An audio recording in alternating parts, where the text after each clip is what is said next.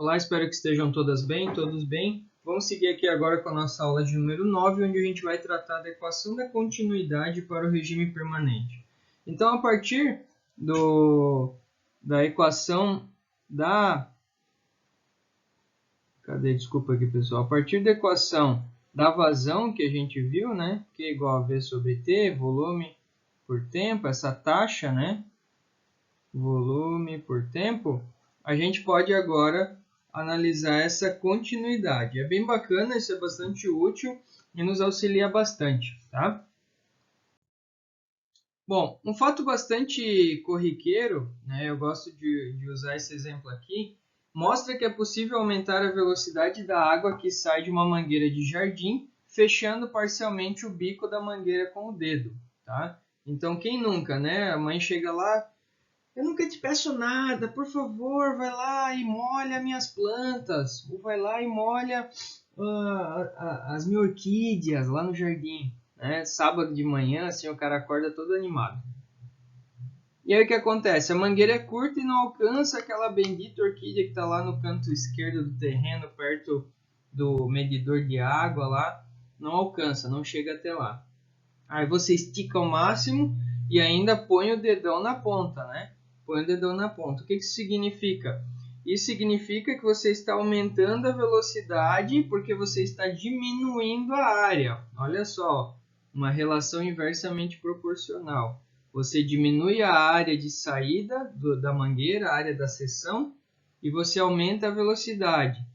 E então isso faz com que aquele jato de saída alcance uma distância maior, certo? A figura aqui representa bem isso, né, de uma maneira mais didática, não tem dedão nenhum encravada, mas é o seguinte, imagine aqui, você tem uma área 1, uma área determinada de seção transversal, você tem uma velocidade 1 de um volume parcial aqui que está vindo a uma determinada vazão. Esse tubo reduz o seu diâmetro para uma área 2, então perceba que esse mesmo volume de fluido agora tem que passar por aqui. Isso faz com que a sua velocidade vai ser aumentada. Então, note que olhando aqui, praticamente triplica, né, a velocidade. Então, isso sugere que essa área aqui reduziu também a uma mesma taxa. Né? Então, aqui a explicação. Verificamos então que o volume de fluido por unidade de tempo que escoa nas regiões 1 e 2 é o mesmo, tá? Então a equação continuidade diz isso. Porque se eu estou considerando que aquele regime ali de escoamento é permanente, né, eu não vou ter variação, eu não vou ter nenhum tipo de troca. Então a quantidade de fluido que entra na seção 1 vai ser a quantidade de fluido que vai sair na seção 2. Então por isso eu posso dizer que a relação da vazão aqui, né, isso aqui é o quê? Isso aqui é vazão 1, né, Q1 aqui é igual a Q2. Né, e aí eu tenho V1 sobre T1 é igual a V2 sobre T2. Ou ainda, área 1 vezes o comprimento, né, dividido por T1, área 2 vezes o comprimento dividido por T2. E aí eu posso chegar aqui também, né? L1T1, L2T2, eu vou ter área 1 vezes a velocidade 1 é igual a área 2 vezes a velocidade 2. Tá? Então, eu posso dizer isso porque, né, a quantidade de fluido que entra... Deixa eu fazer diferente aqui. A quantidade de fluido que entra na seção 1 aqui vai ser o mesmo que vai sair na seção 2 aqui. Então, o que entrou aqui tem que sair do outro lado, sem tirar nem pôr. Então, a gente chega nessas relações aqui de vazão na seção 1 é igual a vazão na seção 2. É um conceito bem simples, mas que é bastante importante e vai ser fundamental para a gente daqui para frente. Tá? Então, lembrem disso, trabalhem isso lá nos exercícios da lista. Então, a vazão, e a vazão é também função da seção transversal do duto e da velocidade. Né? Então, a gente tem aqui a conhecida relação da continuidade ou ainda equação da continuidade. Então, velocidade na seção 1 vezes a área 1 é igual a velocidade na seção 2 vezes a área 2. Isso nos remete ao quê? Que a gente tem aqui uma relação de proporcionalidade. E aí vamos verificar se é inversamente proporcional ou se é diretamente proporcional. Tá? Então tá aqui, ó. A relação A1 sobre A2 é igual a V2 sobre V1. Então aqui diz o seguinte: no escoamento de um fluido incompressível em movimento permanente, a vazão do fluido que atravessa qualquer seção do escoamento é constante. Então, aquilo que eu falei, o que entra aqui em Q1 tem que sair aqui em Q2, tá? Tem que sair aqui em Q2. Então, por isso a gente pode estabelecer essa relação aqui, ó, né? Q1 é igual a Q2, e aí fica área 1 sobre área 2 igual a V2 sobre V1. Aqui só um exemplo para a gente trabalhar a questão da vazão, né? Então, lembrando que vazão é volume por tempo. Uma bomba transfere óleo em um reservatório à razão de 20 metros cúbicos por hora. Então, isso aqui é a minha vazão. Qual é o volume transferido, sabendo que ele está completamente cheio após 3 horas? Então, ele quer saber o volume. Então, o volume é a vazão vezes o tempo. O volume vai ser a vazão 20 metros cúbicos por hora vezes 3 horas. Então, esse tanque tem 60 metros cúbicos de volume a ser preenchido aqui com a bomba.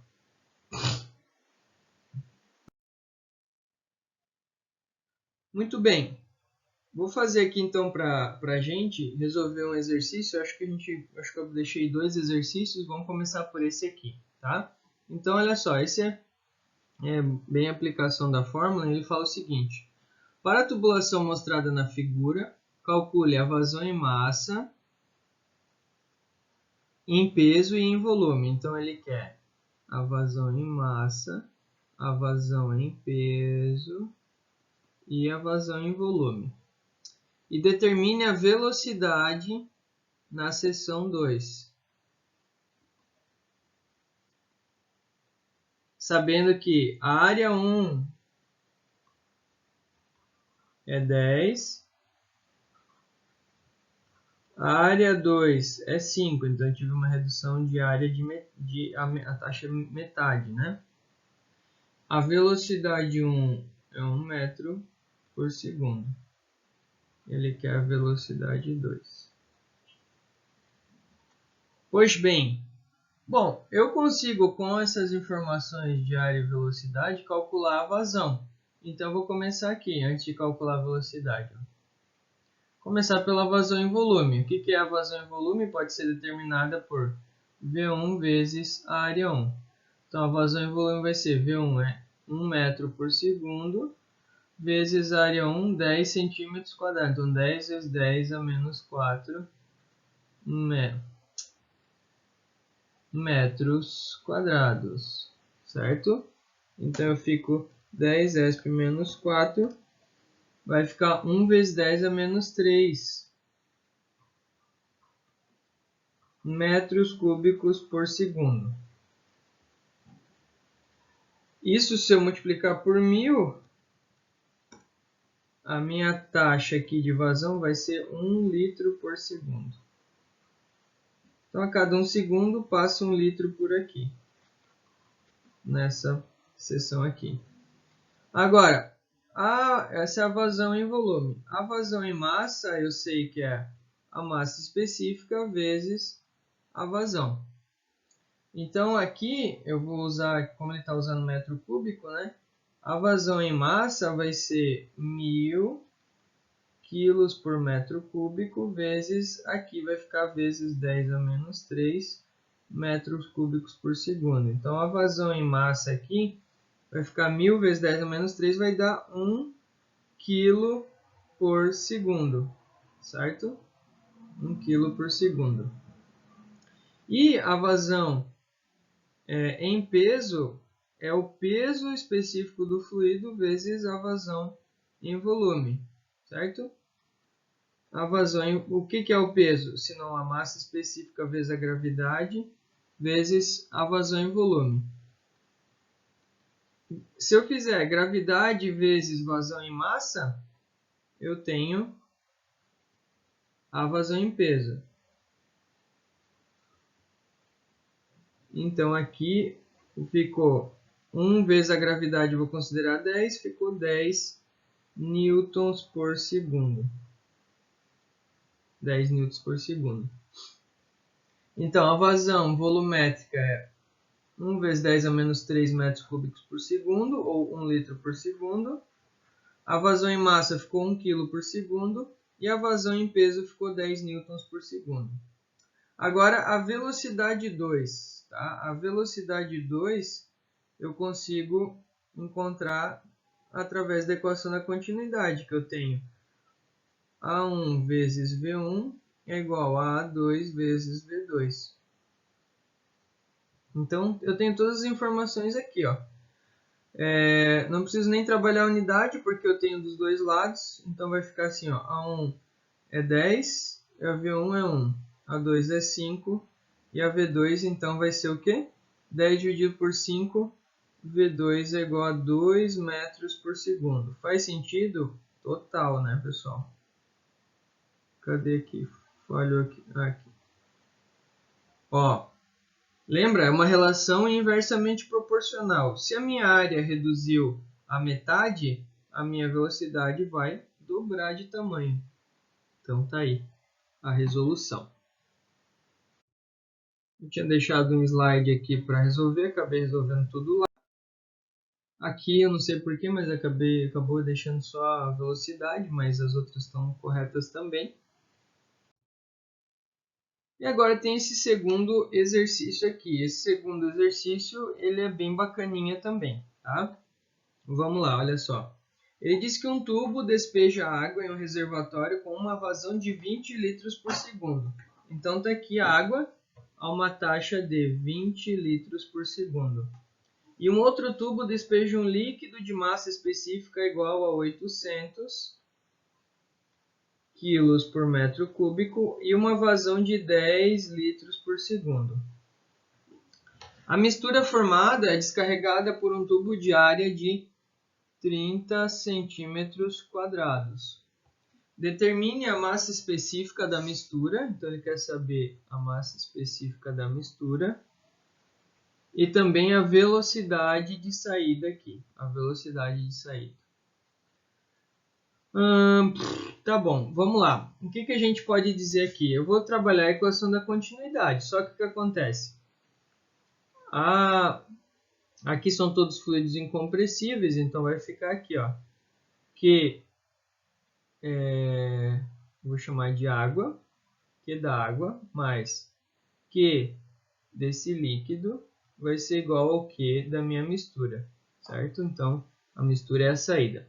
Quanto é o Q da água? 20 litros por segundo. Quanto é o Q aqui da mistura?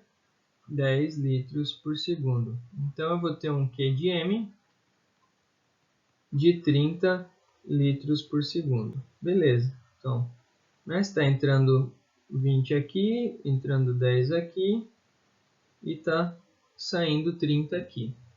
Perfeito. De posse dessa informação, 30 litros por segundo, eu consigo já de cara encontrar a velocidade, porque eu tenho a área. Então, eu posso fazer aqui, ainda nesse cantinho aqui, ó, que M é igual a V vezes a área M.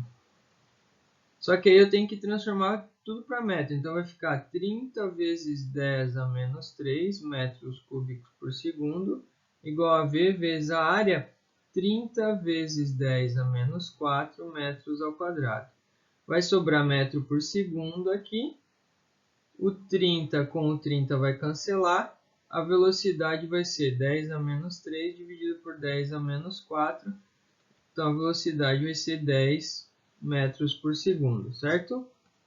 10 por menos 3 dividido por 10 por menos 4, 10 metros por segundo. Muito bem. Determinei a velocidade que ele queria. Agora ele quer a massa específica da mistura. Não é difícil também. O que a gente vai utilizar? A gente vai utilizar as vazões em massa para trabalhar isso, certo? Então, olha só. Como é que vai ficar aqui? Cadê a caneta? Sumiu. Ó, vazão em massa, vazão em massa da água mais a vazão em massa do líquido vai ser igual a vazão em massa da mistura. O que é a vazão em massa da água, se não a massa específica da água vezes a vazão volumétrica da água, mais massa específica do líquido vezes a vazão do líquido, igual massa específica da mistura vezes a vazão da mistura. Massa específica da água ele não deu, mas eu vou considerar 1000 quilos por metro cúbico. A vazão volume ele deu ali era 20 litros, então fica 20 vezes 10 a menos 3 metros cúbicos por segundo, certo? Mais massa específica do líquido ele deu, era 800 quilos por metro cúbico, vezes 10 vezes 10 a menos 3 metros cúbicos por segundo. Vai ficar igual aqui, massa específica que é o que eu quero, vezes, aqui eu calculei era 30 vezes 10 a menos 3, tá? Então aqui, fazendo essa conta, vai ficar 20 ESP menos 3 vezes 1000, fica 20. Aí aqui fica 20 quilos por segundo, mais 800 vezes 10 ESP menos 3 dá 8, né? 8 quilos por segundo, igual massa específica vezes 30 vezes 10 a menos 3. Então aqui eu vou ter que a massa específica vai ser 28 quilos por segundo dividido por 30 vezes 10 a menos 3. Aqui, só para não... aqui era metro cúbico. Eu vou apagar já, enfim, não vem ao caso carregar essa unidade, porque a unidade que a gente quer é massa específica, vai ficar quilo por metro cúbico, né? Porque aqui vai ficar metro cúbico por segundo, tá certo, é isso mesmo, tinha me confundido, deixa eu só reescrever aqui. Então fica metro cúbico por segundo, né? Porque está dividindo aqui. Então vai ficar realmente quilo por metro cúbico, que é a unidade, né? Fazendo essa conta, então fica 28 dividido por 30 ESP menos 3. Isso vai dar 933,33 quilos por metro cúbico, que é a massa específica. Faz sentido? Faz. Perceba que a massa da água, massa específica da água aqui é 1000. E do outro líquido é 800. 933 está entre os dois. Beleza, show de bola. Só que ele está mais perto do que? Do valor da água, porque a água entra uma taxa de 20, né?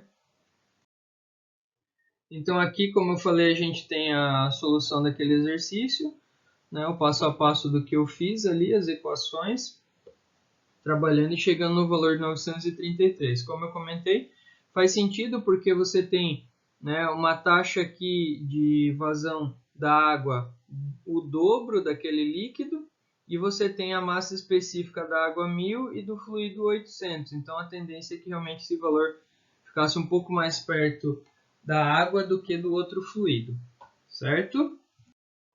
Então aqui também eu deixo para vocês mais alguns exercícios propostos, como sempre. Lembrando que a preferência deve ser para os exercícios das listas.